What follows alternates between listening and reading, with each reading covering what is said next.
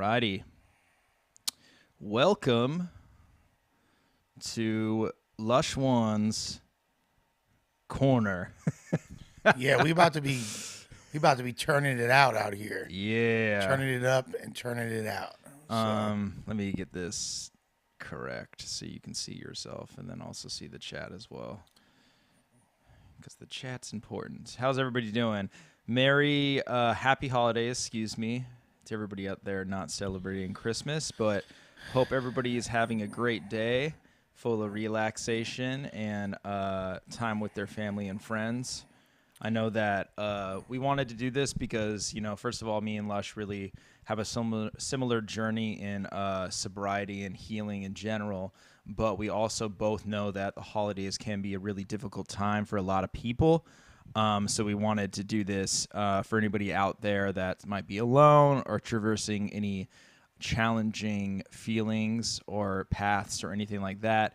Lush is on a big journey himself, and I feel like he has a lot to discuss today. So, yeah, anybody wants to talk about anything in the chat, feel free to. It's completely anonymous. We'll answer any questions. We here for y'all, baby. Yeah. We here for y'all. What's good, Desi Q, one of the realest in the game. I know it's probably negative 80 degrees where you at right now. But yeah, Christmas can be a very triggering time for anybody. You don't necessarily even need to have addiction issues, but if you do, that could be even more difficult. This is my first Christmas fresh off of a breakup, and I was kind of dreading this entire season. And there's so many different things that were triggering to me from just, I have an interesting relationship with my family. Like, I love my family very much, but it's kind of weird right now off top because with my mom and her dementia, her Alzheimer's, being around her is painful. And I love her and I'm grateful for these times because being around her, I know that I've seen the way that this disease deteriorates people, and it doesn't get better, unfortunately. It kind of goes in the other direction. And so it's like I'm clinging to these moments, but it's already in a point where she's kind of on these 1 to 3 minute loops where she'll repeat herself quite a bit. There's certain concepts that she's not grasping as well as she was before. And she's kind of, like we begin and we end our lives in a childlike state. And she's kind of regressing and moving into that more and more so, being dependent on the care of others, which is, my family. And it's a lot, and I want to be there. And when I'm not able to be as present as I want and able to be as helpful as I want and show the love that I want, then I kind of internalize that pain and feel down on myself. Like, dude, you're being a buster right now. Like, you should be happy to be there for the woman that took care of you for so long. But it's like this weird, it's a weird, difficult cycle to be in. Like, what is your internal conscious telling you you're supposed to be doing during this time?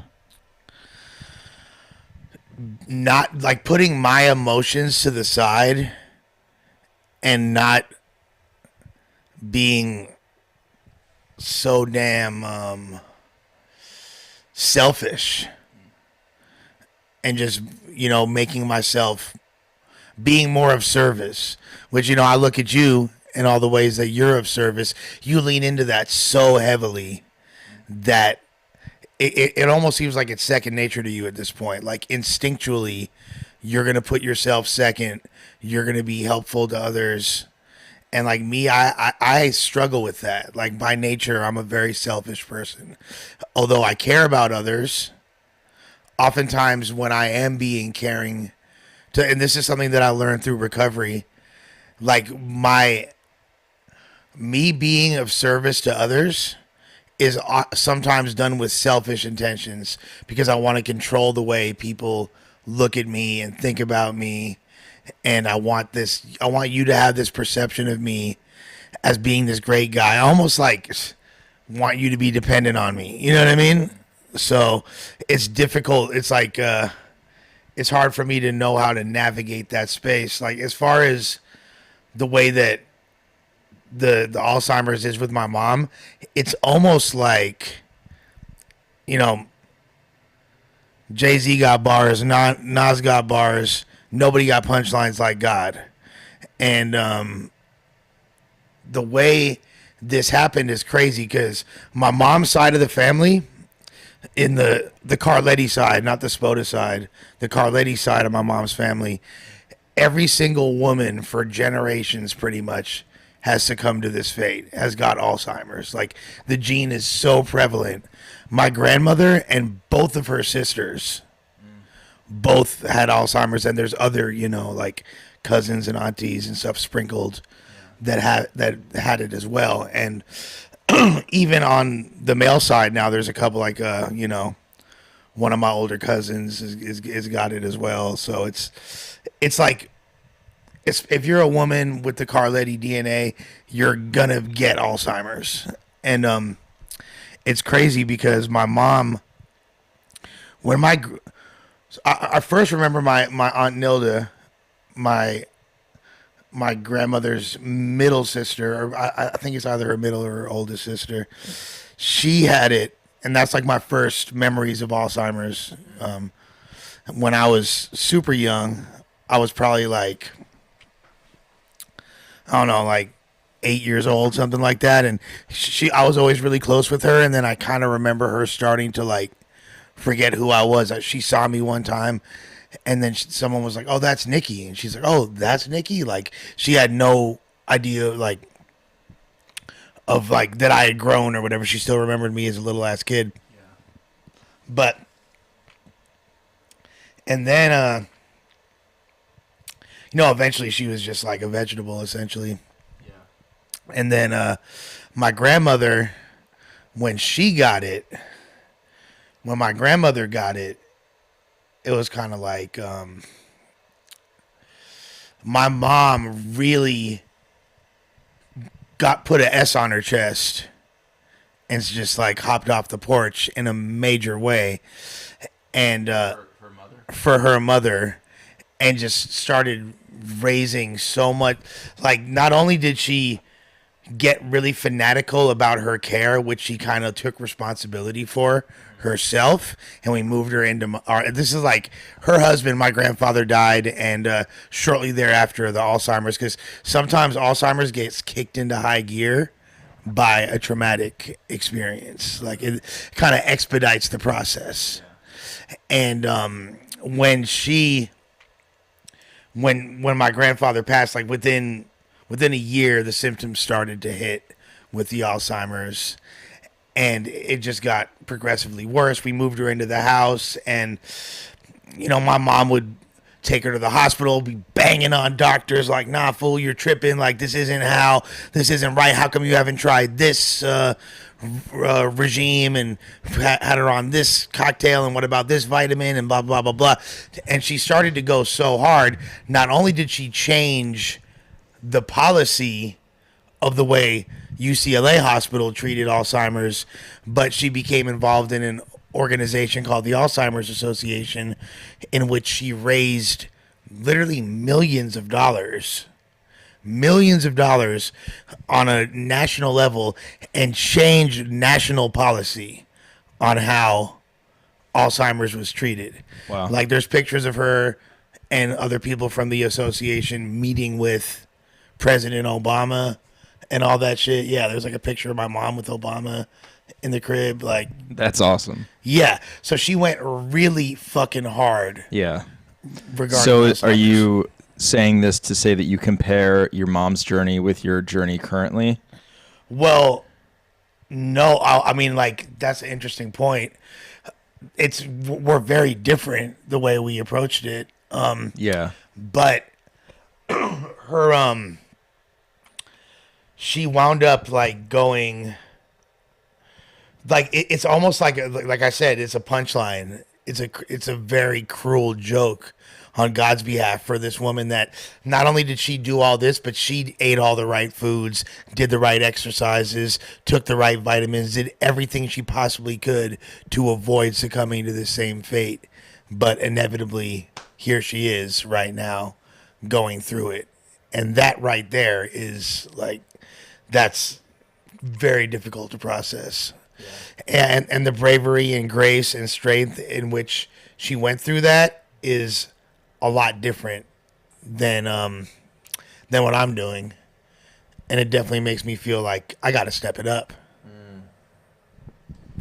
Step it up in what ways do you feel like you should be more available for your mom, or is this like available for yourself?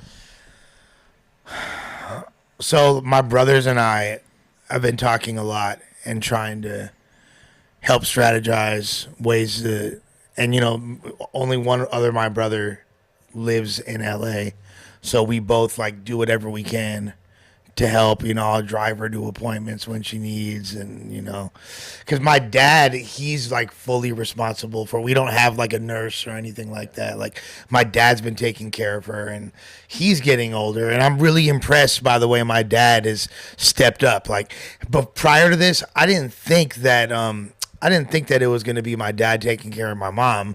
I didn't think that it was going to be my mom that dies first. I knew it was going to be my dad. But here it is the other way, and he's handling it with a very, very well, and I'm really impressed. But he can't do it alone, and he is kind of like, I think it's really traumatic for him, so he doesn't really want to fully acknowledge what's going on, and the more he discusses it with us and other people, it's kind of forcing him to acknowledge it, and it's like, it's painful. But like, I try to make sure, when I was living with them for a while, it was like, okay, I'll go on walks with her, I'll try to hang, like, there's like mental exercises to do. It's like it's a full-time job, and that right there, and the reminder of that and being around her it's painful. And then on the heels of, like, in addition to that, with this being my first holidays after this breakup,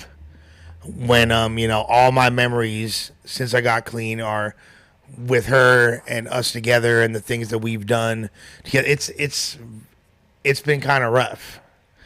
And then what do I inevitably do is I lean into work, and I lean into what's and as far as work, which has been kind of, the no jumper thing came at a really good time, because not only was I dealing with this breakup, not only was I dealing with my mom being sick, but a lot of things were difficult as far as battle rap was concerned.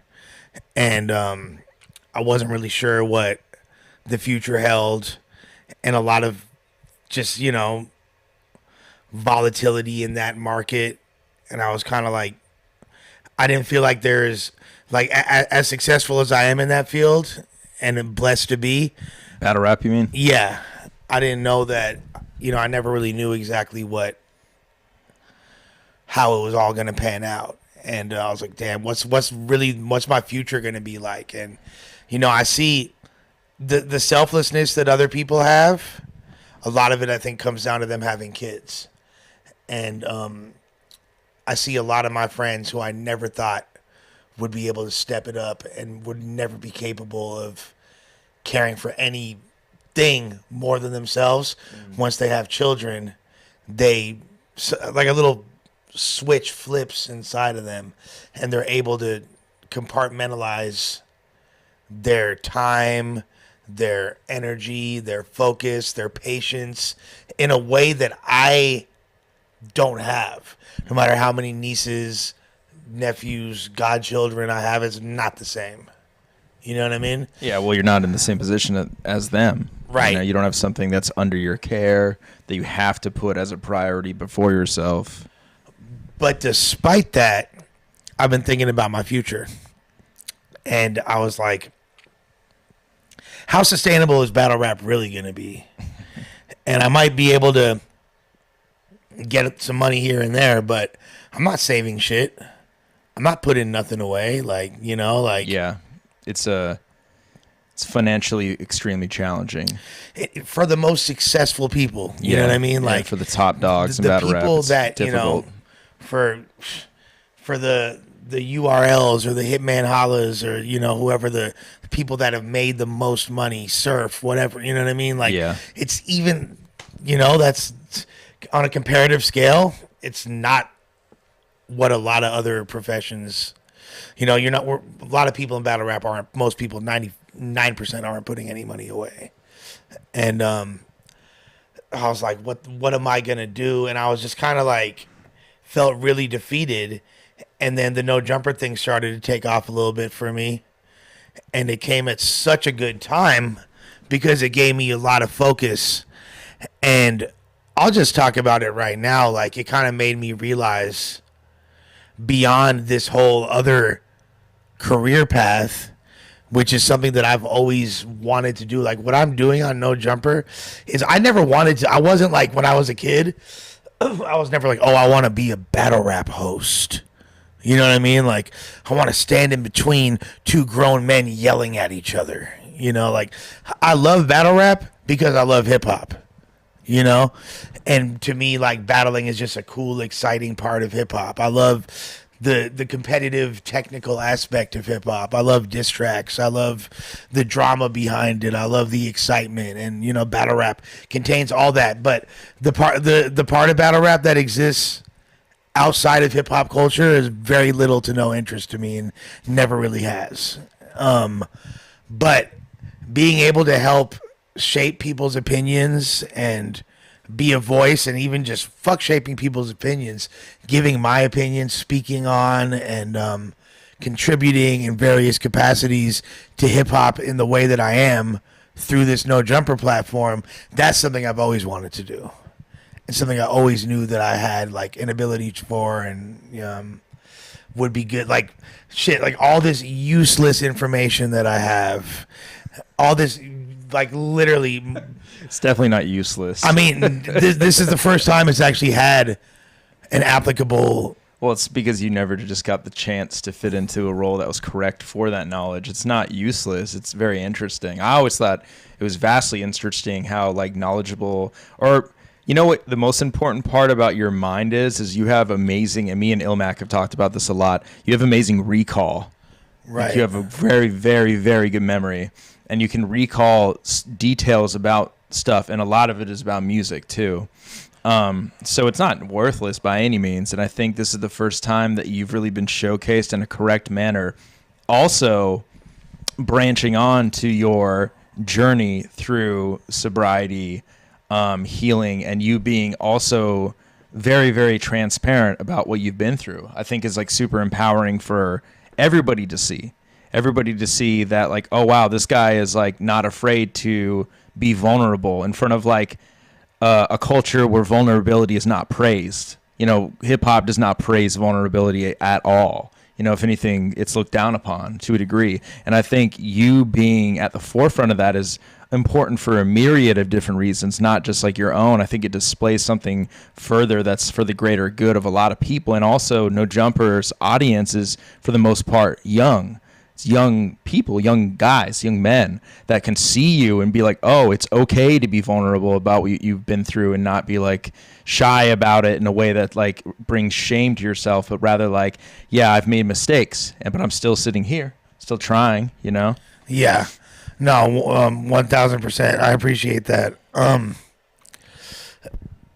never really cared about school like that, but I studied things that I was passionate about to like a great degree and a fanatical level from the time I was really young.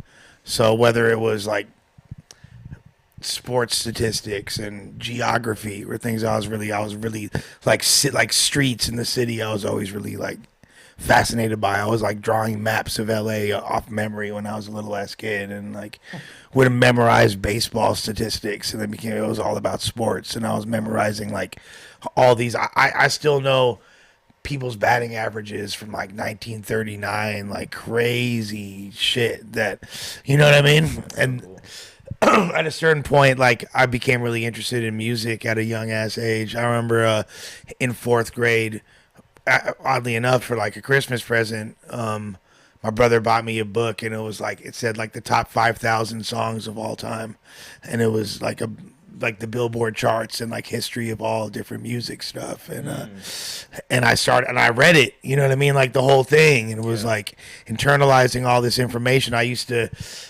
get the Source magazine and literally front cover to back cover would read it like it was the hip hop Bible. I treated it like the Bible, and like, I learned so much from reading the Source, and then not just about hip hop, but like the fashion aspect of it too. Everything that was in there, and just anything that I've been passionate about, I dive all in, and but it's what it translates to is like a lot of triviality, like a lot of useless information that doesn't really have an application. Like, what am I going to do with this? And it was just kind of there, and I'd be able to like, as a party trick, like, you know what I mean? Like, well, it's so you can relate to people. Like, imagine I think that's a super important skill to have. If you have the skill to get along with almost anybody. You can get along with me. You can get along with Geechee. You can get along with Disaster. You can get along with Ilmac. But then also you can go to like an AA meeting where there's nobody along any walks of those lives, and you can, relate to them. I could chop it up with a 78-year-old Vietnamese woman, or you know what I mean, like or a 15-year-old kid in Brooklyn, whatever. I do have an ability to chop it up with people. You know what I mean? Yeah. And I have a really unique set of life experience. I think that's something that a lot of the No Jumper audience has a hard time processing, I think. And there's been like recently there's been this narrative of like, oh, like he tries too hard to get along with people. He tries too hard to fit in, or like, and honestly, I just have an ability to resonate with people and to like tap into people's psyches and get, and it's not because I'm being disingenuous. I genuinely love all different kinds of people, and I'm curious about them and want to get to know them and want to know what makes them tick, and like that on a psychological level, like I'm inspired by that. So I think people have a hard time. They're like, oh, like how is, like they think I'm code switching or some shit. You know what I mean? But it's legitimately. But everybody does that. Well, it like being a chameleon is one thing. Like when you're like not being who you really are, changing who you are to accommodate your environment. Yeah. But if these are literally all just different aspects of my personality, I'm not changing who I am. Yeah. There's never an instance where I'll be like, oh, like Draco's music doesn't slap. You know what I mean? Like I'll say that. Like I always feel that way. I'm never gonna not say that. But I can also, if you're a punk rocker, I can lean in and talk about the Subhumans and GBH and FYP and you know what I mean, like and Agent Orange and all that. Like I could talk about these things because I know about it and I've experienced it, and maybe it's because I just have this innate ability to see something once and my brain processes it and locks it in, and it might take somebody else 20 times to notice something that I caught right away. And that's not to say that I'm smarter, because I'm actually like borderline retarded, but it's just like certain things that my brain is advanced in, I guess. Everybody has things that they're good at and things where they don't excel. But so just between the way my mind works, my passion, my unique level of knowledge in this particular area, coupled with my life experience, finally there's a career path that makes sense. But I've also, in doing so and doing what we're doing right now, focusing on mental health, I realized what the real big picture is and really what I'm here for. And what that is to help people and to be of service however I can. And I have a plan for what I really want to parlay all this into, ultimately in a way that will help people for years after I'm dead, and whatever, and also take care of my family after I'm dead. So I finally see that, and as somebody that it's difficult for me to, it's hard for me to see 2 weeks in the future. Yeah. I was talking to my therapist about this. She always is tripping. Like, I think my therapist gets off on talking to me because she's like, I've never met anybody who goes through more in a 1 week period of time than you. Like, 1 week for you is like 3 months for a normal person.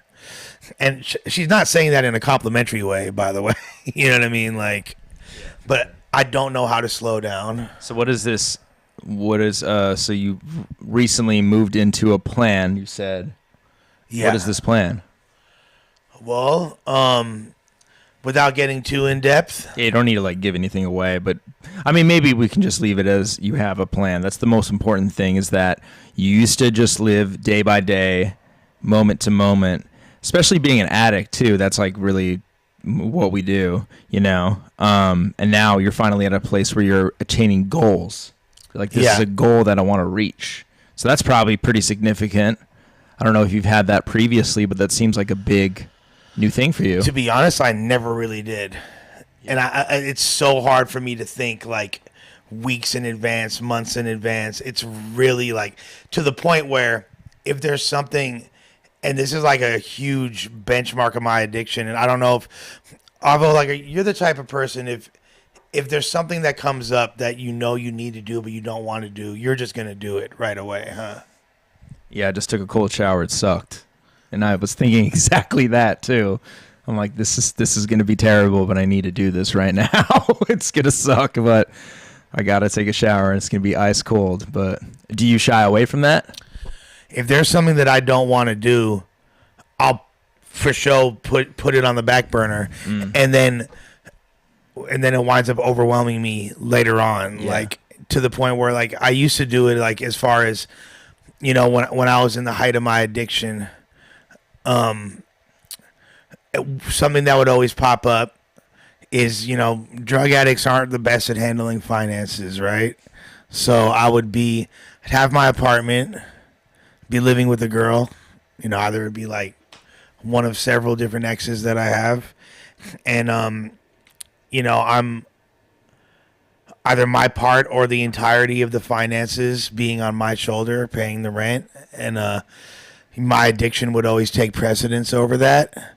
So I'd be like, okay, well, I don't need to pay the rent tomorrow. I could do it. I have a 3-day window. I could pay it at the end of these 3 days. So it's okay if I buy another 8-ball. Because, you know, I'll figure out a way to get money in those next couple of days. And then I'd party that night, and in order to stop thinking about it and shut down, I'll take a bunch of downers. That's like why this is like the main reason why that Xanax, I mean, beyond the fact that I have like PTSD and I'm like super traumatized, like the Xanax was always so good for me, not so good for me, but I liked it so much, and it resonated with me so much, is because I would be able to, it would shut my brain off. I would stop thinking about things and I could put it off. You know what I mean? Then if I'd wake up in the morning and be like, oh, okay, this stress is now becoming more prevalent, I'd pop another pill and it would disappear.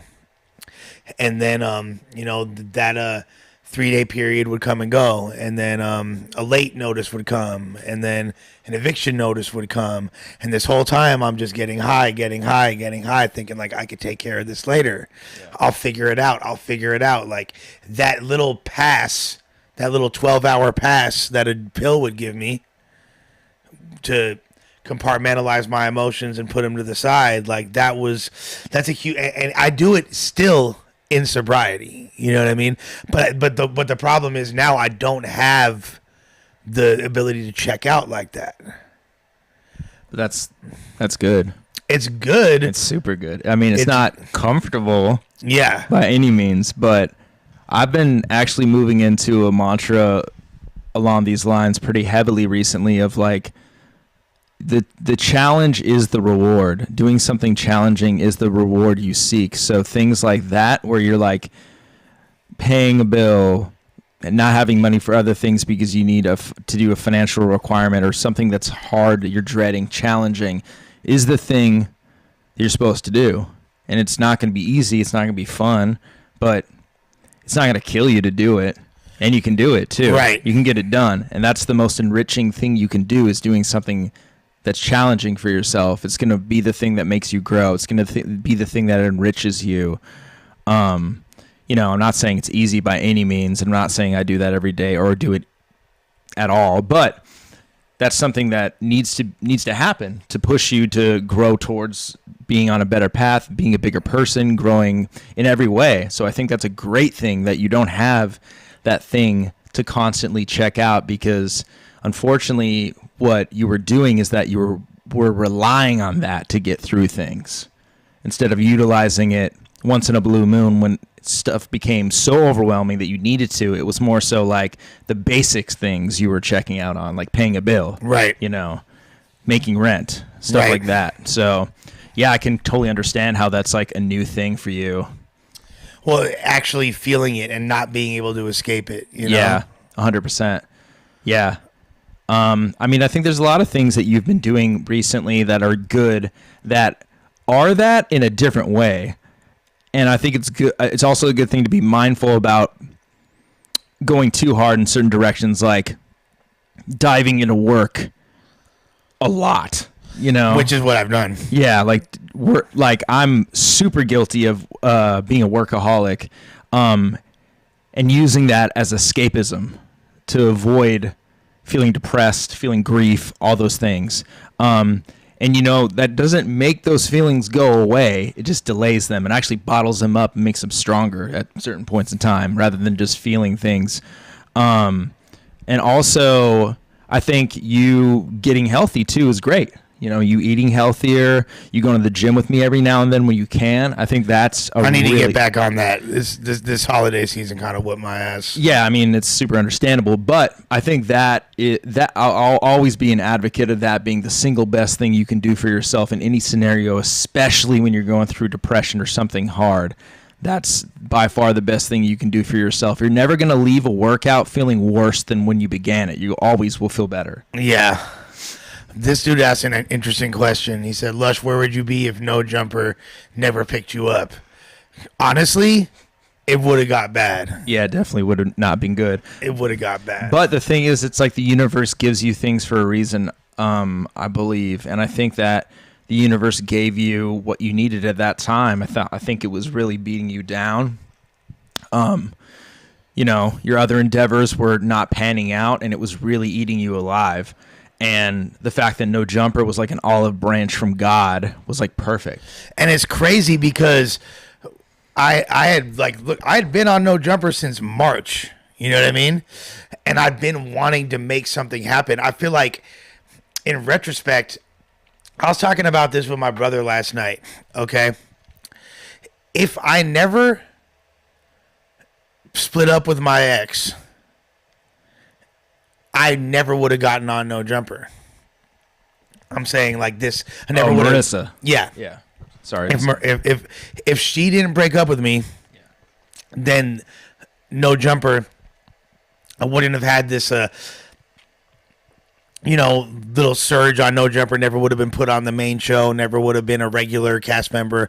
Maybe I still would have had the little podcast that, Diz and I had, but that's it. And which I'm pretty sure was going to get canceled pretty soon anyways. Like that. Yeah, you wouldn't be where you are right now without going through the shit you went through. So that's super real to look back on. So here's an interesting like Marvel what if, right? If right now there's another multiverse where back in July, right before things got super crazy for me, and my ex and I split up like within a month after that.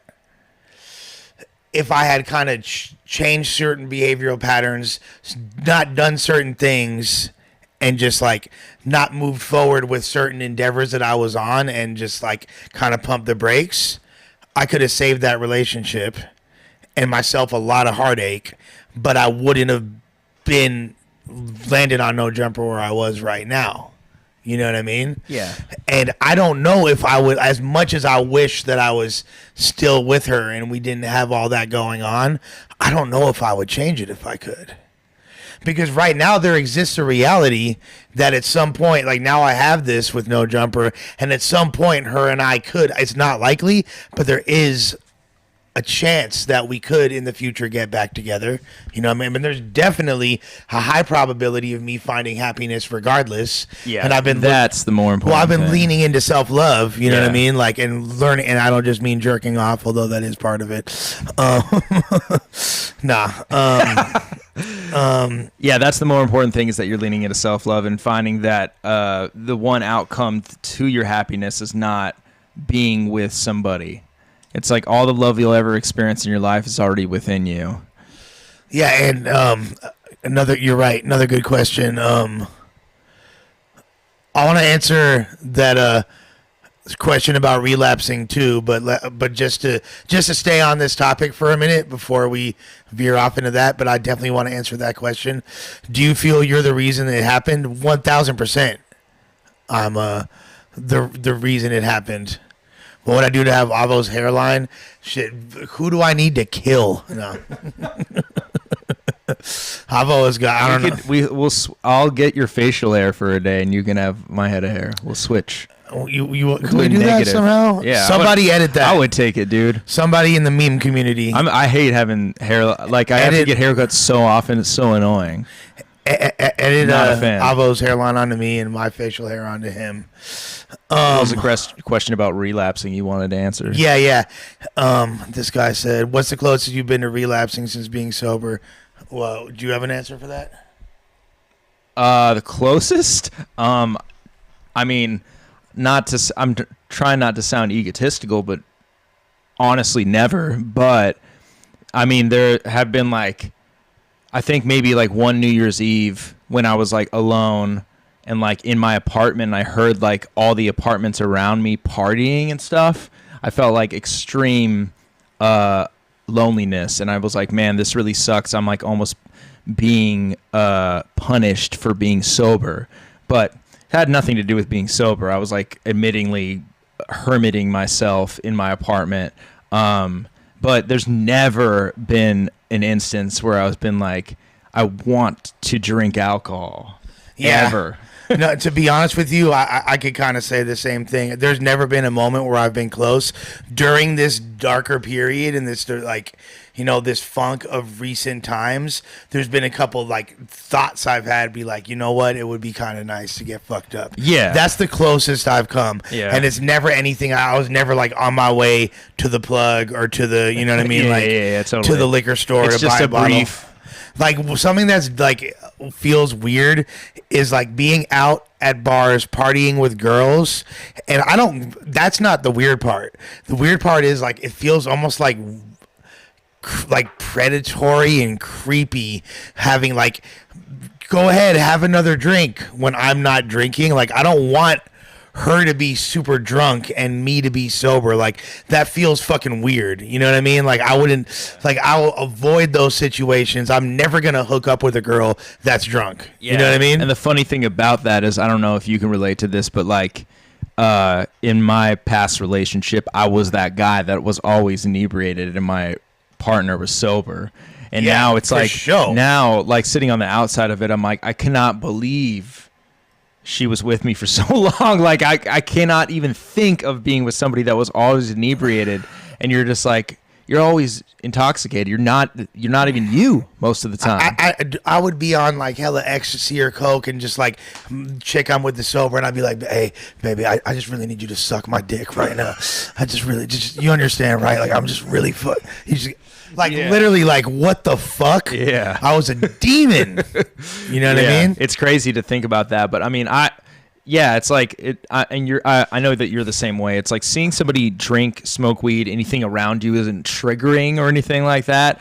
But being with somebody that you're interested in to the point where they're inebriated feels insanely predatory. Yeah, and, I and don't manipulative too. Yeah, which is whack. So it's Yeah. like I've been in those situations where I'm kicking it with the girl, and like she's just getting like, you want to have a beer or two or a shot, cool. You know what I'm saying? Like where you're loose, but when she starts getting faded, I'm like, okay, now I'm for sure not finna fuck you. You know what I mean? No matter what. You could throw yourself, and I've been in those situations where she's trying to fuck, she's all faded. I'm like, no, like, you know what I mean? Like, I'm gonna get you home. That's not gonna happen. Yeah. Like that's like the wackest thing about being sober when other people aren't, to me. You know what I mean? Like I also like, for me, like, I know when to dip. I'll be at the party. I'm still the most turned at the party, sober. Everybody's turning up. I'm dancing, going crazy, all that shit. But at a certain point, when the focus of the party there's a turning point, Yeah. for sure, where it's like the drinks start becoming one too many for everybody. Yeah, and that's like whatever's on the table, whether it's alcohol, Yeah. blow, whatever drug people are doing, that's the reason why they're all there. Check, please. I'm gone. Yeah, word. I mean, I've not been in that situation for many, many years, so I don't know. But that's great that you have the control to know when to remove yourself from that situation. Nah, for sure. Control, Absol voice. That's but kind of going back to what we were talking about before, as far as like the different potential paths and stuff, like I literally don't know, and to me that was a big revelation. To when I kind of came to the conclusion, I wouldn't, if I had the opportunity to go back and change things, and that would obviously remove me from being in the position I'm in right now, I wouldn't do it. And which is crazy, because if you had asked me a few months ago, there's nothing I wouldn't do to be back with my ex, and living a cozy, simple life. And she didn't want any. All she wanted from me is to be honest, kind, genuine, and myself. She didn't want me to go make $1 million and go out there, and that was all kind of me just getting antsy and feeling that pressure. She's like a suburban, like, small town, like, simple, humble woman. Like, it was me that was like, yo, like, I'm from LA, my mind moves fast, I'm restless, you know what I mean? Like, and I could have been completely content, but I flew a little too close to the sun. My wings melted, Kid Icarus syndrome, and here I am. But on my descent, I wound up landing on a cloud, and I never would have been on that cloud if it wasn't for going through that. Now, there's another reality, and this is where it starts to get really abstract, where I could have leaned into this shit months ago and made it happen, but, that's splitting hairs at this point. Yeah, I think it's really not healthy to deal with what ifs. I don't think that's ever really that productive, to be like, well, what if I would have done that? What if I should have done this? What if or should haves, Yeah. I think that's not really productive and conducive to flowing with the river. I think that's basically you trying to, like, stand up in the river, and it's not going to work. You need to go with the flow. So, No, for sure. 1,000. This guy brings up an interesting question. There's a few good questions in here. This guy said, holidays are tough for me because my whole family drinks and I'm the one that's sober now. What do you think? Like, your family still drinks, right? Like, so two. I have both parents, mom and dad, and I have two brothers. And same as me. One of my brothers is sober.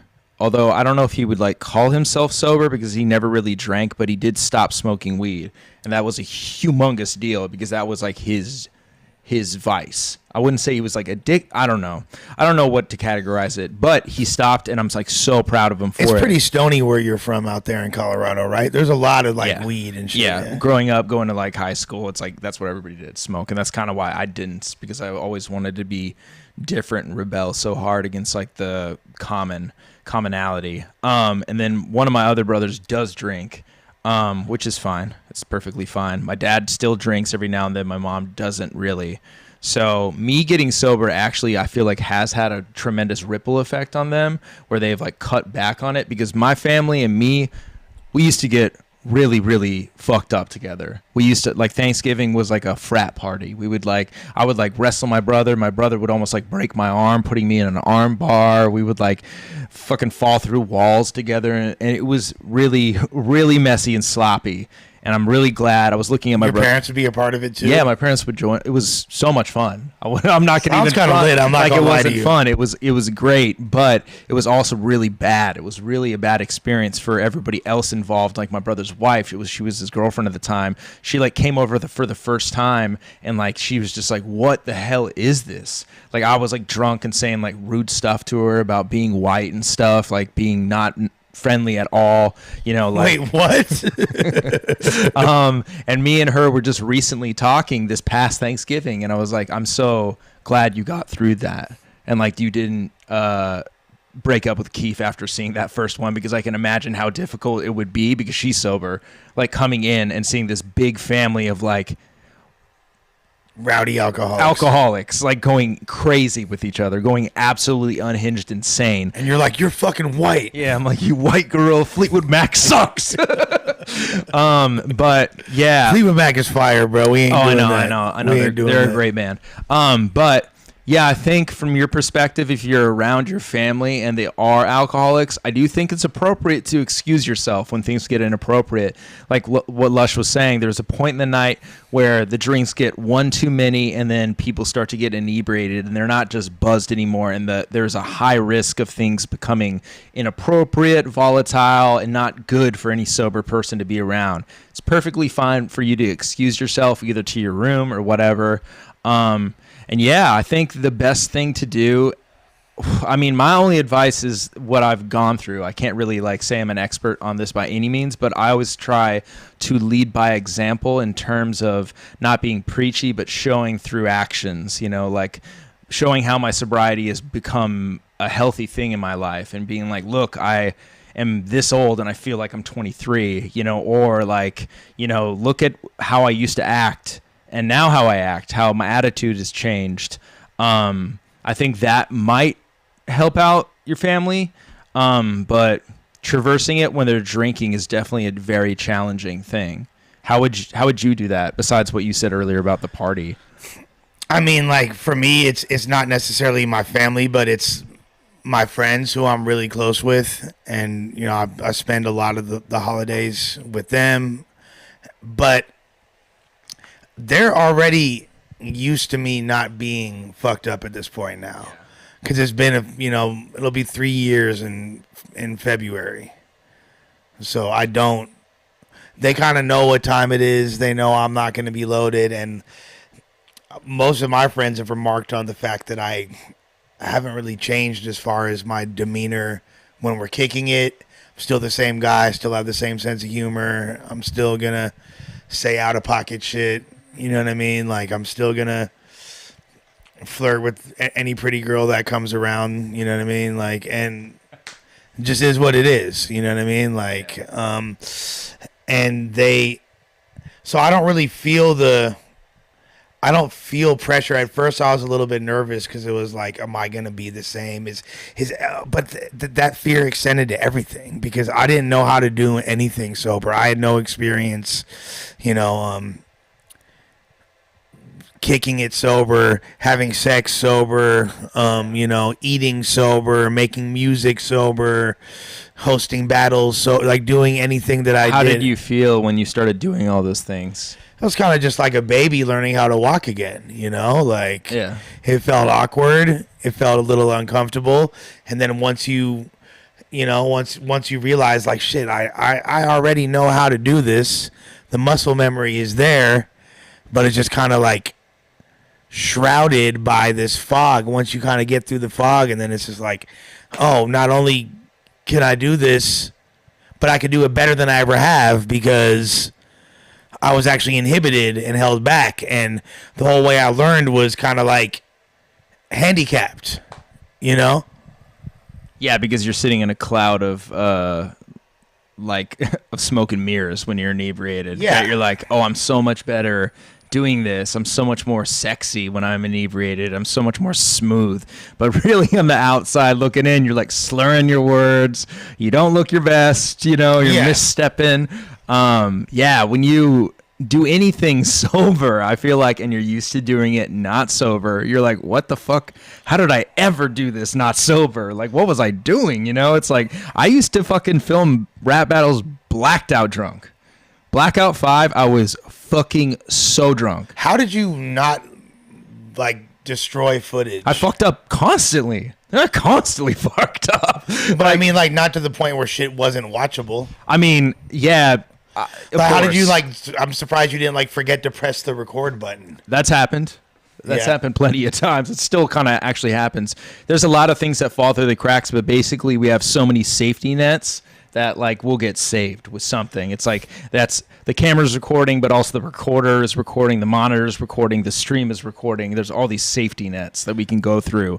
But yeah, like, I used to do so many things inebriated that, man. And the worst part is thinking about past relationships where you're like, wow, that person really did get the worst version of me.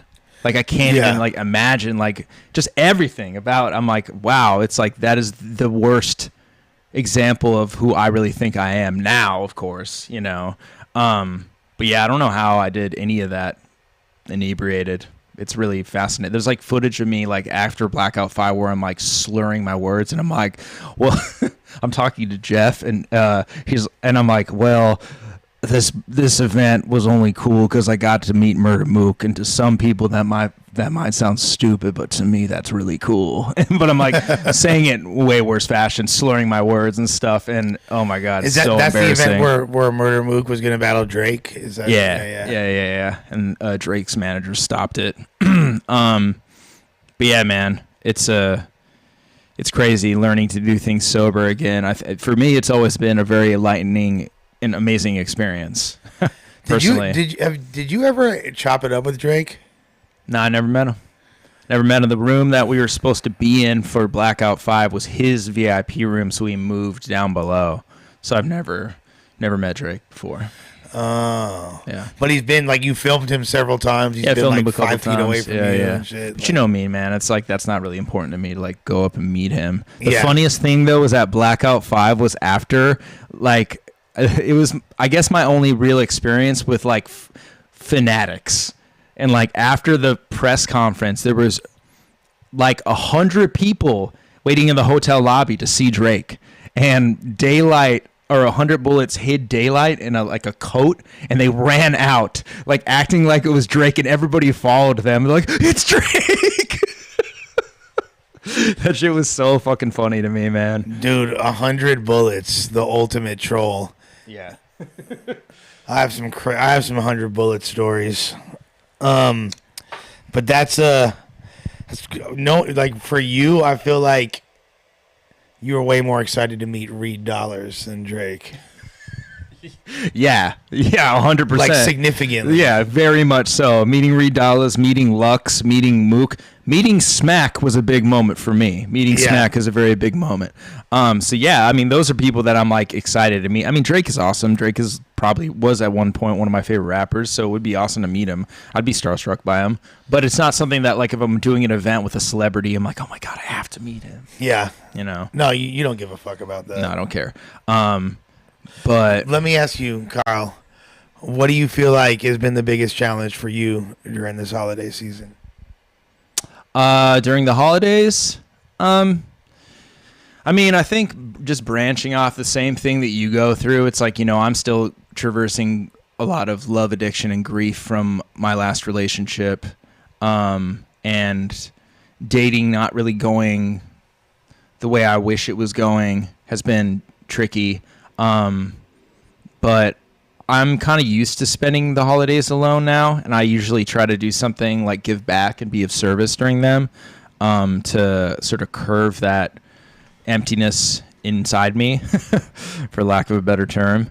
But yeah, I think that, man, I mean, that's always been the biggest challenge. That is the challenge for me.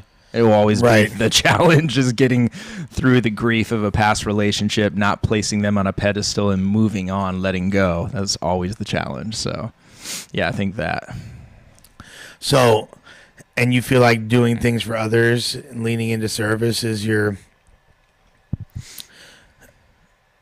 I don't Yeah. want to say escape or coping mechanism, or that's just what you lean into essentially. Yeah, I mean, I think being of service is just what I want to do in general. I don't think it really like relieves the pain of what I'm traversing. I feel like it's the right thing to do, and I think that's like the key to living a life full of meaning, living a meaningful life. Instead of like trying to get things to enrich myself constantly, I want to enrich the people around me, the place around me, and give back. And I've always felt like that was always more rewarding than getting stuff for myself. Being present in the moment as well, and feeling the pain, and recognizing it and acknowledging it, and in doing so you kind of realize I'm gonna be okay. I feel this. Yeah, it's uncomfortable, but it's not gonna kill me. Yeah, exactly. I'm gonna be okay. The worst thing at the end of the day that's going to happen is you're going to feel a feeling. That's it. You're going to feel a feeling. The feeling won't kill you. No matter how powerful it feels, it's not going to take your life. It's not going to physically harm you. It's just going to pass through you. Me and my good friend Nelson, we talk like really often. And he brings up this good point always that feelings are just visitors. Feelings are transient. They are transient. So that's a good thing to remember if you're traversing anything difficult. To answer the question, y'all don't celebrate Christmas. Yeah, I do celebrate Christmas. I was with my family last night. Italians are kind of similar to Mexicans in the sense that a lot of us celebrate Christmas on Christmas Eve and open up presents that night. Sometimes, like, a lot of Latino families will open up presents like midnight on Christmas, you know what I mean? Christmas Eve night. And we've always done that too, but then we'll open presents in the morning as well. But we're doing this. This isn't about us celebrating. It's because we know that not only us, but there's a lot of people having a hard time, and we kind of want to be there for everybody and be of service, and anyone that wants to chop it up or is having a rough time, want them to know that they're not alone, and there's people that are understanding or going through it too and are available to, what's it called when you take something apart? Dissect? Yeah, I'm going to dissect whatever you're going through, and you feel me? And unpack the narrative. Yeah, unpack. If you guys have anything you want to talk about, feel free. Like, we're both. Lush is reading it. My eyes suck, so he's reading it. Is it hard staying sober in environments like No Jumper and battle rap where drugs and alcohol are prevalent? To be honest with you, like being around when there's people aren't as fucked up at No Jumper as you would think they are. You know what I mean? Like, it looks. I don't know why anybody would think anybody was messed up there in general. To me, it's always come across as very professional. It is a professional environment, and like people might get a little bit loose here and there, but like it's never to the point where that's a thing. Yeah, motherfuckers are smoking, but at this point, I'm so far removed from smoking weed that the idea of it doesn't really even appeal to me that much. Yeah. And if it was going to appeal to me, it wouldn't be when I'm needing to be thinking about things like, okay, I could understand the appeal of like smoking a blunt and watching some anime or some shit, you know what I mean? Like that could be cool, but like smoking a blunt and like having an in-depth conversation where I need to be on point, thanks. Like no, I'm smooth off of that. But when people are really fucked up around No Jumper, like at the live show when people were fucked up and leaned out and all that shit, like I see the way they act and it's just like, yo, this isn't how I want to come across.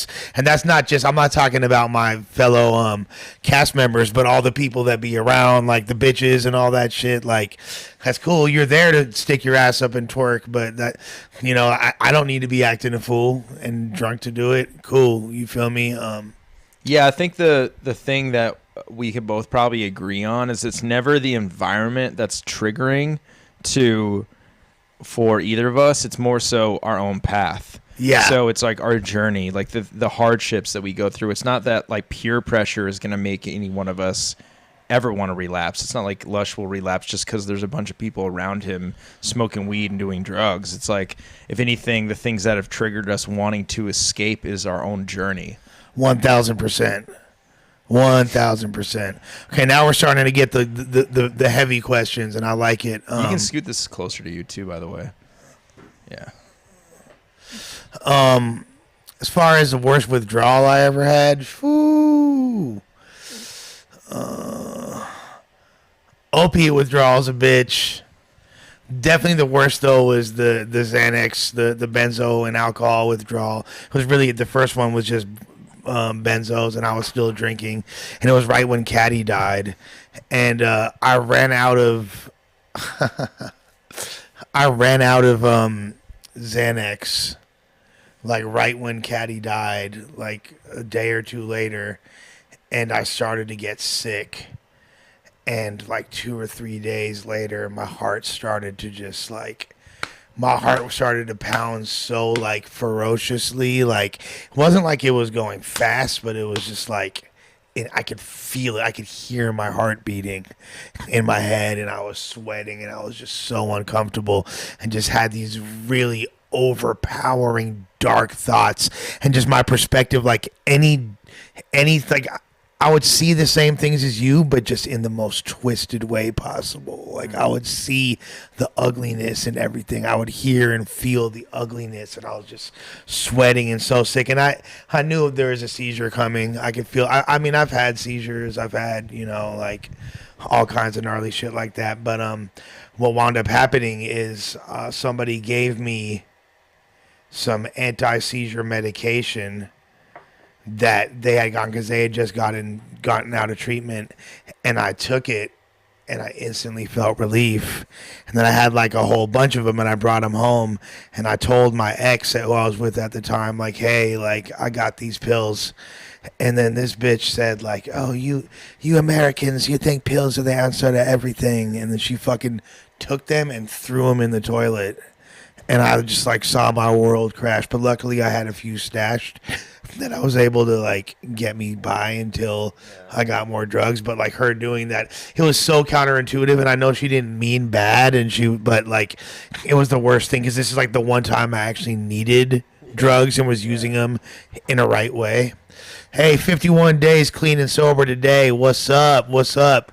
RG Tree, you the motherfucking man. Now here we go. Some big serious ones.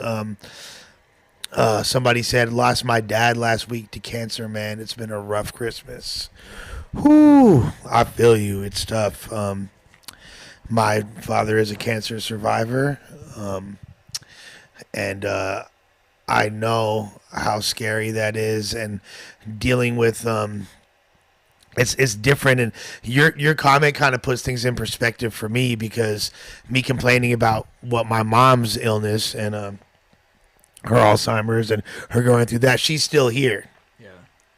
And I know, I'm pretty sure if you could trade having your father here or not, but it's also really tough, because sometimes I'm like, damn, it'd be like, this is not the way I want to see my mom go out. This is not the way I want to remember her, and like, this is not the way she wants to be. So it's tough. It's tough. I'm really sorry you're going through that, and he's definitely still with you, and you continuing to try to be the best version of yourself, and is the strongest tribute to his memory you could possibly have. And as parents, I know what parents want is to create a better life for their kids. So all you got to do is just keep the legacy popping and be the best version of yourself you possibly can. And that doesn't mean you have to have it all right or have it all figured out. But yeah. Yeah, I'm sorry to hear that, man. My condolences. 1,000%. And if you need to further unpack it, get at me on social media and we could talk. How important is therapy in recovery? I couldn't do it without it. I mean, I think therapy is important, period. I think everybody should seek out therapy, although I do wish that therapy was more accessible for everybody. it is a luxury at the end of the day. It's expensive. But yeah, same deal. I started going to therapy before I was sober too. And there's a lot of things that I go through, not just addictions, that therapy helps guide me through. It doesn't solve them through me. It's just a tool for guidance. And that's the thing that I really enjoy about therapy, is that it's like self-guidance too. It's not like go to therapy and they'll tell you how to solve your problems. Nah, fucking therapy is like an RPG, bro. It's like fucking, it's like Final Fantasy. You know what I mean? Like you'll go on this crazy perilous quest. You'll kill a bunch of fucking imps and you know what I mean, and slay one of the fiends, and then all of a sudden, like they're like, okay, what now? They're like, oh, see you next week. Yeah. And then you're just standing there with your dick in your hand. Yeah, I haven't been to therapy, I think, for probably 2 months now. I've been through a lot of therapists. And my most recent one, I just wasn't really aligning with. But my one before that, I fucking loved to death. And she actually retired. And it really bummed me out that she retired, not for a selfish reason, because I just enjoyed her in my life so much. I'm grateful that she's going on to something that's going to be more fulfilling for her, but I haven't gone back. And that's probably dating your old therapist. You know, that's illegal. Yeah. But yeah, I haven't gone back. It's not illegal for me to date her. She wasn't my therapist. Yeah, you could date her for sure. But yeah, I haven't gone back in like a month or two, and that's something that I probably need to look into going. I think it's just good. A friend told me this one time. It's good mental hygiene, and I think that's a really good way of explaining it. Is it's good for anything, even if you're not struggling with anything. It's so good just to have that tool to guide you through anything. Yes, and just to clarify, I was talking about a Xanax withdrawal, and to answer your question, for me, therapy is very, very important. I feel exactly like Avo does. For me, my therapist is the first person I've ever had in my life where I could be 1,000% unfiltered and honest to a degree that I've never been able to be with anybody in my life. And my therapist is pretty expensive. It like kind of is like my biggest expense that I have right now. But it's definitely just that in and of itself alone is worth it. And I don't really, it's not like something that where I felt an immediate change, but in time it kind of like my internal psyche. I wouldn't say it was like a severe, like, look, we don't want a 180 degree shift. Yeah. If we want a 180 degree shift, we're going the complete opposite direction. Word. I just wanted like a 5 degree shift. Yeah. You know what I mean? Because like over time, that 5 degree shift turns into something way more significant. Because change is a process, not an event. And like, you don't want it like that at all. And a 5 degree shift, like if I'm flying from LA, right, and I'm supposed to like land in New York, a 5 degree shift will land me in fucking North Carolina. You know what I mean? Yeah. It is significantly different. Yeah. But therapy is vital for me. What do we do to go to sleep early now rather than staying up all night? Oh my God! I just get in bed. I went to bed at 8 last night. That's how much of a fucking killer I am these days, bros. Just going to bed at 8 p.m. Do you feel like was there an element of avoidance? Oh, I definitely was not feeling the best. I definitely was pretty depressed. But the thing is that I feel like I feel like getting a good healthy amount of sleep. I also have a bed I like really enjoy a lot right now. It's like super comfortable. I live in a house that I like a lot, so I feel like there's an element when I do go to bed that I like practice a little bit of gratitude each time, that I'm like, oh, I'm so grateful that I have this, But yeah, there's definitely like contributing factors in me feeling not the best about that. But I also get up hell early. I get up at 6 a.m. every day. I think that's a big thing, getting up early, having as little idle time as possible, maximizing whatever is going on to to the most possible degree that you can. Yeah. And obviously you work out 3 hours a day at least. Like yeah, the gyms are closed today, but I did work out outside a lot today, and that's always so enriching, is being outside in the sun. That's a big thing. Like that's gonna put like physical rigorousness. All that's gonna make it so when you do inevitably lay down and close your eyes, it's gonna be easier to go to bed. Yeah. And just knock out. For me, like I like to. I've always been somebody, I want to listen to something when I go to bed. I'll like, whether it's like a YouTube video, like, you know what I mean? Like something that like I want to focus on, but not too much. You know what I mean? Like I'll listen to random like rap shit or interviews or fucking, you know, weird like YouTube rabbit holes or, you know, like. Yeah. For some reason, like American Greed, episodes of American Greed put me to sleep. Okay. Like rich people running scams and shit. I don't know why. Nice, let's go. Shit like that. And I'll knock out. That's cool. And I'll knock out. Yeah, I've always That's been pretty good about sleeping. Like as soon as my head hits the pillow, I usually go to sleep. I'm very blessed in that regard. Is there anything you still consider a habit, like cigarettes or anything? Yeah, I mean, I fucking smoke cigarettes. Like, but you were trying to stop that. I smoke a lot less than I did. Yeah, you do. Yeah. I've noticed you vape now. Yeah. Every now and then. Yeah. It's good. It's a process to quit something like that. It's not easy. I smoke significantly less. Dude, when I first got sober, I smoked a cigar every single day. A fucking cigar. How many like cigarettes do you think a cigar is equivalent to? 1,000? No, I'm kidding. It was like maybe like 5 cigarettes. Yeah, totally. Realistically, it's probably because you don't inhale, or at least Right. I don't. You're not supposed to inhale a cigar. Right. But yeah, I haven't smoked a cigar in I think 3 years now. Yeah, it's been a while. So Yeah. Sick. I mean, like, look, I don't have a lot of my habits aren't the best. I'm still trying to work on my eating. I want to be in a better routine as far as working out. Want to get back into my prayer and meditation.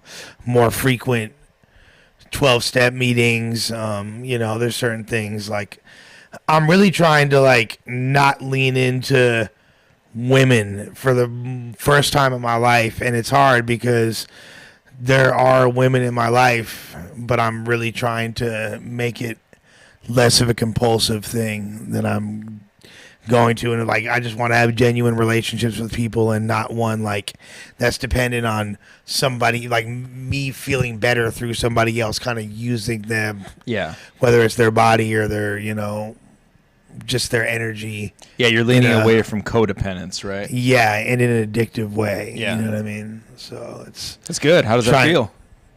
It's new. This is the first time where I'm as alone as I am, and I feel somewhat okay about it. Hell yeah, that's great to hear, man. But I would be lying if I would say that there's not like this like prevailing sense of emptiness. That's not that's what quite you said. there. Somewhat. Yeah. Yeah, that's understandable, man. I feel like that will be there always. I feel like everything is geared towards not being alone. Yeah. Everything. I mean, you are on social media a lot, and everything about social media is geared towards your life is unfulfilled. You know, you're not in a relationship that you're happy with, or you're alone, and it's the holidays. Everybody else is happy. Why aren't you? You know, it's going to make you feel super unfulfilled. But the amazing thing that you just said is that you're somewhat okay, and that's something that I feel like has been a big journey for you. Oh yeah, no, it's if you would have showed me this person in August, I would have been shocked. Yeah, that's amazing, man. Did I start smoking cigs after being sober? Yes. I had quit smoking cigarettes in 2016, but I smoked so many blunts and so much tobacco with my weed, it's like I was still getting nicotine, so I kind of never really stopped. But my first night in detox, when I was in, you know, my detox center, I asked somebody for a cigarette, and within a day I was asking for a carton. So yeah, it's true. Sex and romantic relationships are a basic human need, and for me, I don't know what's more difficult. Like, is it the sex is really important to me, but companionship is even more important. And I feel like that's more difficult, you know?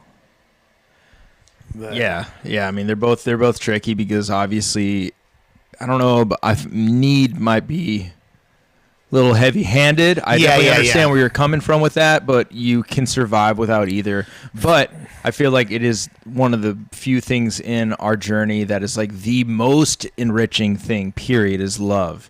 It's the strongest emotion we might feel. So I understand that.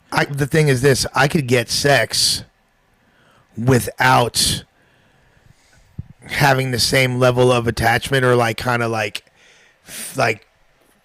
I can't force companionship. And I don't want, like, don't take it the wrong way. I'm not saying force sex. I'm not talking about the R word. You know what I mean? Like no, like I could have sex and not feel the same level of attachment. It doesn't require the same mental, I don't need to give as much of myself.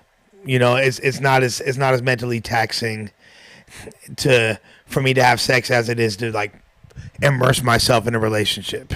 Yeah. It's not the same level of psychic cost. Yeah, that makes sense. That makes a lot of sense. A relationship is a lot deeper. Yeah. Yeah, it is. It is, for sure. But that's good that you're challenging yourself to not escape through those things anymore. Yeah. I don't know if someone's saying sex isn't a human need. It's definitely a human want, and there is a basic human need that literally goes back to our primitive, most primal instinct for procreation. So sex is somewhat of a human need. Yeah. It's like, I don't know, whatever you want to define it as. Yeah, it's difficult. And it's, you know, this varies from person to person. Yeah, exactly. I mean, I haven't had sex in a really long time. I'm going on the longest streak I've ever gone on in my life. And there's a lot of clarity that's actually like I've had through that, but I'm not going to lie about like it being incredibly frustrating for sure. And I completely understand what you're talking about it being a need, and about it can be damaging depending on your set of beliefs and your perspective on it too. I feel like that's really important to adhere to. Do I feel like being sober would be harder without cigarettes? No, I feel like I wish I never started smoking. And if I hadn't, I would have been able to do this just the same without it. But since I did, I'd be lying if I'd say it didn't take the edge off at certain times. 3 years clean. Congrats. Good shit. Hell yeah. Is GTX still going? Yes, there's a GTX event next month. Check the GTX Instagram page. When is the Crooked Eye battle? To be determined. You will see soon. We will see soon. But it will happen. We had announced March, but we're gonna let y'all know exact dates and all that within the first quarter of the year. Being in the public eye, do you feel pressure to live up to other people's expectations or ones you may place on yourself? That's a real good question. Hey, Battle Rap. Avo, what do you think? I feel like that's for you, man. I'm not in the public eye. I mean, you are to a degree. Okay, well, to answer your question, no. I don't try to live up to anybody's expectations. If anything, I've tried to remove myself from the public as much as possible, even so much as I've like stopped doing Rude an Hour because I have this like guilty feeling of it being narcissistic about me, and always me talking about what I'm going through, my challenges, me being depressed, me missing my ex-girlfriend, blah, blah, blah. I felt like there was such a big ego about it. But people are living vicariously through that. Yeah, I know. There's a lot of different ways you can look at it. I'm just saying, like, my perspective, unfortunately, was on that, and I felt like uncomfortable. And also, I have no personal social media. I have nothing that's like advertising. If anything, I want to take more and more away from being in the public eye because I have no inherent want or need for it. It doesn't really benefit me in any way. But I will say the only expectations that I do find dangerous are my own expectations, because I have my expectations of myself are the highest by far, and I hold myself to them in a way that's not always healthy. Especially being self-critical of myself and leaning into negative self-talk is like something that's been a big challenge of me. So yeah, I don't feel like it's difficult because it's like I don't put a lot of thought into what other people want of me at all. But this is more of a question for Lush for sure, because you are in the public eye every single day now. So how does I used to feel a lot of pressure as far as like, being fucked up. I had this whole image of being loaded and being a party guy and being turned up. And when people would see me, they would want to inevitably get loaded with me. And I could never turn down a shot or a line or, obviously smoking a blunt, whatever. Because if I did, then it'd be like, oh, this dude wasn't really about it. You know what I mean? Like, there's people at events that have given me like tabs of acid and I would eat it on site. You know what I mean? Like, I snorted shroom dust, which is retarded, by the way, like at an event. Like, I would do whatever just because I felt like I had to live up to this quasi rock star image that I had set. Now, in sobriety, it's kind of funny. It almost works the other way. There's been times where anytime I have a fleeting thought of wanting to use or wanting to fuck up, I remember now I have this responsibility. You don't want to let people down. Right. Yeah, exactly. So it's like everybody knows of me as sober, and like there's people that hit me up every day. Yo, I got clean because of you, and you inspired that's me amazing. to get, thousands of people. Yeah. Thousands of people hit me up. I get my inbox. There's hundreds of messages, if not more, that I have, thousands probably, that I haven't even responded to because I can't even get through all the messages of people saying things like that. And I feel a sense of responsibility to them. So that helps me stay clean when I don't even necessarily, I don't want to say when I don't want to be, but when it becomes... It's talking about a thought. Yeah, when it becomes deprioritized and things like that, kind of puts things in perspective for me. So it works in a good way. So that's like a pressure that I feel that I put on myself as a result of the image that I portrayed in a good way. So now, yes, I do want to live up to that. But there's things that, there's certain things as well, like, like certain standards of appearance and image related things that are difficult in that regard too, but that kind of comes with the territory. And if you don't want to do that, then you should never even consider being in the public eye. Yeah, exactly. So good question though. Why did you stop battling during the grind time era? First of all, before that, you can have sex and still be lonely. Loneliness and sex are two separate things. 1,000%. Like, I've been in bed next to a woman, felt lonely as fuck. So 1,000%, you are not lying. Yep, recycled virgin. You could become a recycled virgin after 6 months. You feel me? What the fuck? Yeah. If you don't fuck for 6 months, you're a recycled virgin. Just listening to yeah, you're a virgin. You're pure as a driven snow, baby. Does listening to Chief Keef cure depression? 1,000%. Of course, bro. Sosa is a gift from God. That's all we need this Christmas is Sosa and them Glow Boys. Come on, dude. Yo, what's up, Chris? Good to see you in here, brother. My dog Chris. Known that motherfucker since he was a little jit in this motherfucker. Now he a whole grown-ass man out here killing the game. My player partner, Maple to the LE. You're depressed and today sucks. This is the perfect show. Welcome. And you are also a born-again virgin. Why did I stop battling during the grind time era? Because, I was cool, but I feel like my homies were a lot better. And I was a lot more suited to curating and putting things together and organizing shit.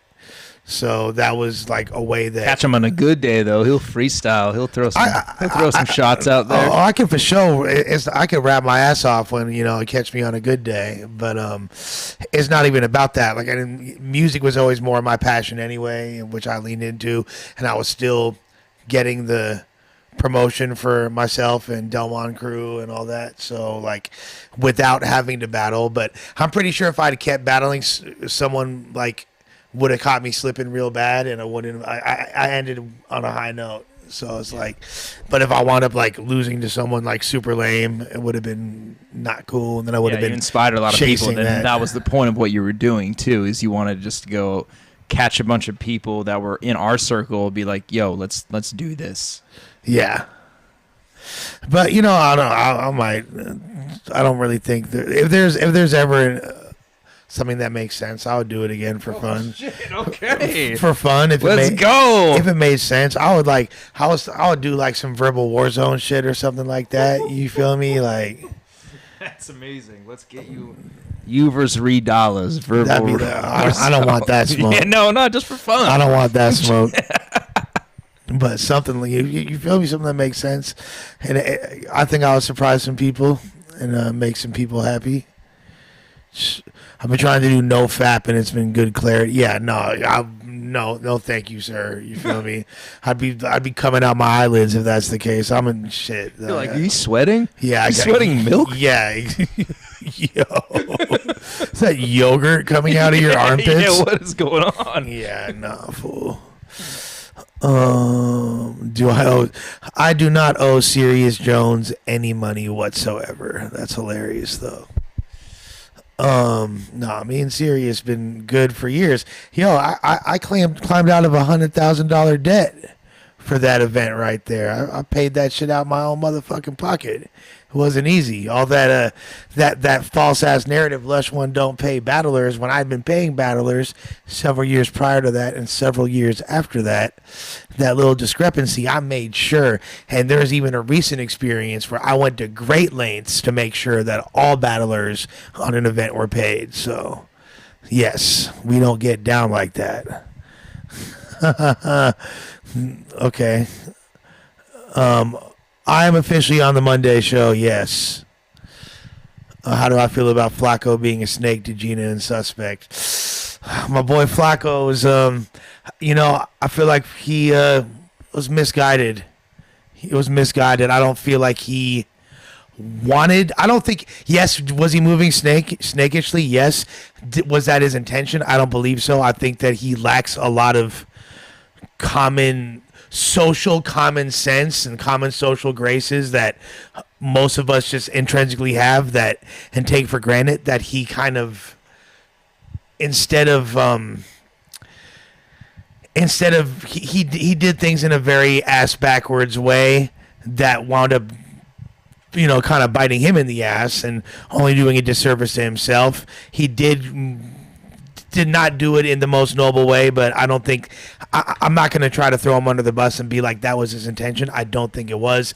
I think he wanted to get off the show and was feeling overwhelmed and didn't know how to go about doing it, and it wound up being janky. Yo, what's up with these 8-year-old questions? Did I paid motherfuckers for that battle within 5 months of that? You're talking about 2014. Did you just get out of prison or some shit? What the fuck? Well, maybe we should just not. No, I'm not even mad. Like he's asked you about like now 3 battlers paying. Yeah, like why do you care? Is the more important question. No, it's like he's just trying to be inflammatory. Yeah, exactly. What battle would you come back for?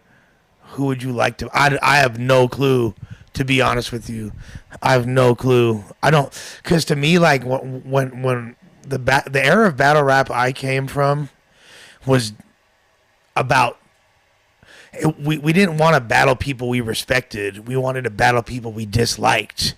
And it'd be like if you had funk with somebody, you diss them on wax, or you get in the ring with them and you talk shit to them. Like I have a very like surgical battle rap style that's aimed at destruction. It's not like, yo, let's just have like a great sparring match where we can showcase our lyrical abilities. You know what I mean? It's like, I want to destroy you. I want to tear you down. So it'd have to be motivated by discontent and me feeling some type of way. I don't have enough animosity to anybody to really inspire that. My dog Chris, do you remember the Quicksilver battle? Oh my God. Yeah, I remember Quicksilver. It wasn't even his name, but I named him Quicksilver because he was wearing a Quicksilver shirt. And yeah, Quicksilver, my God, yeah. those brands, Quicksilver, Billabong. Yeah, exactly. This dude is like a human Billabong billboard. He's Billboard Bong. Yeah, he So got cool. We just like ran train on him lyrically outside of Tourette's, like me and Nice. Thesaurus, and Hot. we're super. And I was like rapping at him with a surfer accent. Oh my gosh. No fap makes you healthier and less depressed. All right, Nietzsche, thanks for that. Reabsorption of semen into the bloodstream is the greatest source of strength. I'll take your word for it. I mean, yeah. I'm sure there's truth I'm to sure that. there is some truth to that, for sure. That Bad News Snake Eyes battle was incredible, said Merck. When I stop drinking, do you lose a lot of friends or people that you thought were your friends? No, or else they were never your friends. I didn't lose a single friend, but there are certain people that I had to kind of fall back on for a little bit. But even now, then I could have them in my life. But we don't have the same relationship. But those weren't relationships that were strong enough to affect my life either way, regardless. Yeah. I don't believe battle rap is falling off. I believe battle rap's actually in a really good place. It doesn't have the same. It doesn't inspire me to the same degree as it did once, but I think battle rap's bigger than it ever was. It's a very healthy place.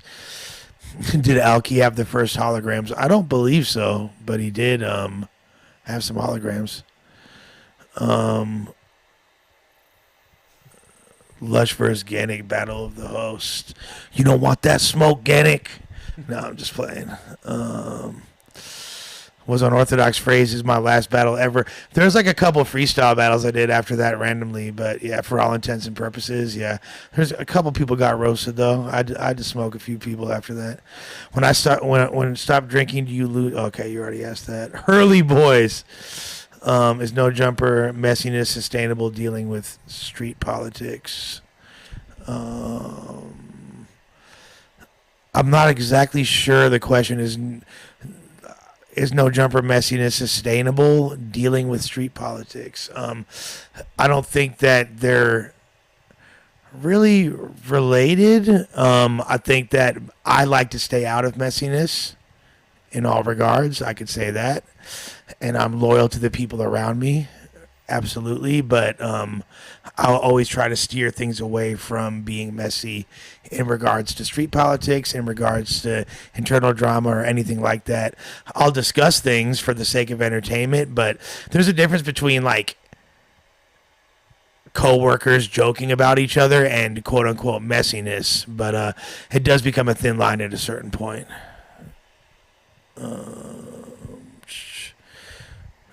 Avo, does your physical strength increase after getting sober now that you focus on exercise more? Yeah, I mean, I don't think it's something that like my physical, like it's not like I'm like the Hulk, like I stopped drinking, then all of a sudden I got stronger like a monster. I mean, you are in like incredible shape right Thanks. now. Like, but yeah, I could not be where I'm at right now if I was still drinking like I was, like at all. I look back on, like, there's pictures of me in my phone with my face in it. I look like a pumpkin. My face is like super round, and now it's like, I don't know, man. It's like I would not be where I'm at right now if I was still drinking. I'm in the best shape I've ever been in, period, and it's not stopping either. I don't feel like I'm slowing down at all. So you're not even though, like, to me, like, you've always been in great shape, like, you look significantly less doughy than you used to. yeah, I mean, I don't picture, when I look back on myself in the days that I was really, really drinking, I like with disgust. It like just everything about it speaks that I didn't care about myself, that I didn't treat myself with care and kindness. I had no discipline. There's so many aspects about it. But yeah. Yeah, no, 1,000%. Oh, yeah, there was the Chris Petty diss track. Shouts to my dog Petty, though. We definitely homies now. Somebody wants us to recap 40 bars versus Toots or 40 bars versus Shuni. I would love it, especially 40 bars versus Shuni. I fucks with, I'm down for either one of those. I'm down to do some watches soon if you are. We could definitely do some watches. whose thighs are bigger, Flacco or Duno? No one's got big. No, Oh my God. no one's got bigger thighs than Flacco, bro. Like they have. Somebody needs to tell Flacco also to stop wearing the fucking hoochie daddy shorts, dude. That's doing nobody any favors. Flacco has like the worst case of body dysmorphia I've ever seen, but in like the reverse way. Like he literally, like, look at Flacco's new logo. Flacco's new logo, it's like this skinny, like buff dude. Like bro, you really see yourself like that? Flacco said he has the same body type as Blasi. I mean, that should tell you everything you need to know. Like, he has a very inaccurate... he has no ability to see himself for how he really looks, but his thighs are absolutely huge. But I'm sure that there's a healthy, in-shape guy in there somewhere that... Yeah, it's underneath the other out-of-shape dude. Yeah, yeah. If you carve it away... of him. If you carve it away. Yeah. I believe that he has the ability He needs to get molt through. like a spider. Yeah. Yeah, hanging around Destiny was pretty lit. He was I wasn't too familiar with him. I had seen a little bit, and he's a smart dude. It was dope to soak up some game and just like beyond like his opinions on things, his ability to reason and formulate thoughts and cognitive arguments and points. He's just like one of the most cohesively like coherent minds that I've encountered. It's really dope to actually get to soak up some game from him. Do you believe that people continue to smoke weed in a healthy way if they can give up their other drug habits? I'm not here to tell you what other people can or can't do. You know what I mean? Like, yeah, whatever works for you, man. I mean, that's like what really this is all about in life, is finding what's the healthiest thing for you. Even our paths, I can't say that like the path of sobriety is for everybody. It's just what works for me. You know, what works for me might not work for Lush. What works for Lush might not work for me. So it's hard for us to be like, nah, man, if you're smoking weed, you're not doing it correctly. You need to cut out everything, only drink water, and fucking pray and do no fat forever. It's like there's not one set structure to life as being the healthiest version of yourself. You got to just find what works for you. Some people need to smoke. Some people need to take edibles. There's nothing wrong with that. Just find out what works for you in the best way possible. Yeah, I mean, like I'm not here to tell you. Like, I know for me personally, I can't smoke weed because it's gonna lead me back to doing other things. Yeah. Next thing I know, I'm gonna be drinking, taking Xanax. Then at best case scenario, I'm fucking snorting lines off a fucking hooker's asshole, and at worst case, Oh, well, that's let's like go. Yeah, Let's do that today. Christmas Day. That's like, yeah, you feel me? It's a white Christmas, but that's like literally best case scenario. Worst case scenario, I'm gonna be in MCJ and not know how I got there, and yeah. Word. I'm glad y'all are having a good time. I hope this damn Toots did not beat 40 or did beat 40. I want to see it regardless. Sounds like a dope battle. Hey, I appreciate that. RCG, you are why I watch No Jumper. Thank you. Salute Larry Shaw, Jimmy K, Young Eek. The Ruin Your Day theme song is legendary. R.I.P. my brother Caddy, for show. Any final questions for the boys? Yeah, if you guys got something, ask. We're probably going to wrap this up pretty soon.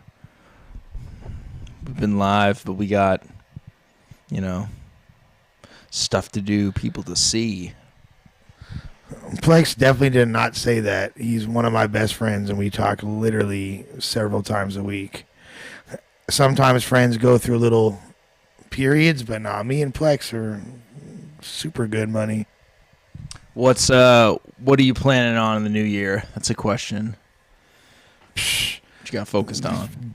Digging the cleats into the turf and going harder. Q1 2023 with Beyond. We got doing 4 streams a week and multiple interviews a week on No Jumper.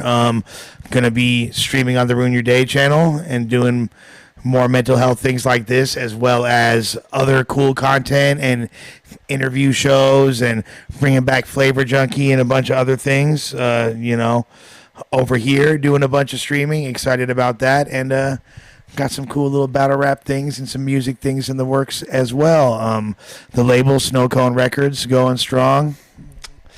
Shouts to Sony Orchard for distribution, as well as Vidya for distribution, and a lot of cool stuff. Hell yeah. Good stuff, guys. But then you guys got some last questions for Lush while he's here. We're going to wrap it up. See a lot of people in here. Appreciate everybody for spending their holidays with us. Hopefully this brought you guys a little bit of joy. Oh, shit, we are going to Alaska. That's right. Shouts to the homie Phonetic. Yep, we're going up there up north. I just got my ticket. It's finna be legendary. Hell yeah. I love Alaska. And I know there's only like 17 girls in Alaska, but if anyone wants to get fucked on a glacier, where you at? I need a bad bitch to bust it down for a player on a glacier. You feel me? That's what the fuck going on. Here I am. I'm like, I just want to do a push-up on a glacier. No, I'm trying to get... You want to push up on a glacier. I'm trying to get sucked up on a motherfucking glacier. Oh, my gosh, man. That'd be so tight. Would your dick get cold, though, being, like, out? Or, like, would the pussy just be exponentially warmer as a result of being... I mean, I think you'd be okay. We gonna figure it out. Yeah, tell us. Tell us once you let it happen. Is there some I need like some sexy ass bitch that's like a walrus ranger, or what do they do out there? You feel me? A walrus ranger. You feel me? Like walrus. They like ride walruses like with like a whip. You feel me? Like, dude, what? They're not. It's not the Arctic. It's not the fucking Antarctica. I thought it was close to no there. walruses. There's like there's whales. There's like plenty of trout. There's bears. We're finna see whales. I've never gone whale watching when I've been up there, but I would love to do that. We finna see polar bears. No, there's no polar bears in the places we're going. There's not. But walrus rangers. There's no walrus rangers. Go, go, walrus rangers. Oh, Mighty Morphin Walrus Rangers. I can just picture these badass bitches that look like She-Ra, you feel me? With like fucking like metal bras. Yeah. Like, or like, no, like the white fuzzy, you feel me, joints from like polar bear skin, and they're riding on walruses. Like, yeah. It's pretty awesome. Where they at, fool? Yeah, dude. Let's direct this music video. Let's go. Oh, man. Yeah, I remember when I went up there, I went to Juneau. I've been to Juneau and Sitka and Juneau, Phonetic. There's the Glacier National Park there, and I would go there every morning and do my push-up routine underneath the waterfall. I saw you were like sending us footage of it. Oh, yeah. I was so amped. Yeah, I was so fucking... Everyone in your phone. Marv1 was like, quit sending me photos without your shirt on. I'm like, why? Is it turning you on? It's inspiration for a guy like Marv. But there was a glacier out in this lake, and I was like, I'm gonna swim to that. And fucking Phonetic was like, I'm so glad you didn't do that because you probably would have died. He's like, if you get in that water, you'll fucking die. Like you can't even. You were actually considering it too. Yeah, I was gonna get in there with just shorts on. I was like, whatever, it's just water, it's just cold. Meanwhile, I fucking like, it's painful to take a cold shower here. You're tweaking. You would have put your foot in there and been like, nah. Yeah, I probably would have died, but thanks to Phonetic for saving my life on that one. You're a good guy there, Sidney Dean. Yeah. But wait, moose. Is multiple moose called meese? Yeah, Mises. Mises? Mises and nephews? Yeah. Wait, so if you see, I'm curious, if you see a moose, is a protocol to like fall back? Because them motherfuckers will they're super dangerous. They'll buck up, right? They're like enormous. They're as tall as the ceiling. They're like scary as shit. Yeah, man. they're huge. They're like woolly mammoths. Yeah, dude. They're like prehistoric animals. Yeah. All right, for sure. But yeah, more watches on the way. More of these, whatever these are. More of Lush doing some streams on the way. Much love to Lush for coming by. And this was a test, and I think it was pretty successful, especially because we didn't. Yeah, we just did this. We just flew off the cuff with this. It was fucking chill, brother. Yeah, it was all good. But much love to everybody in the chat. I'll see you guys when I see you. Mighty Morphin Walrus Ranger. Have a good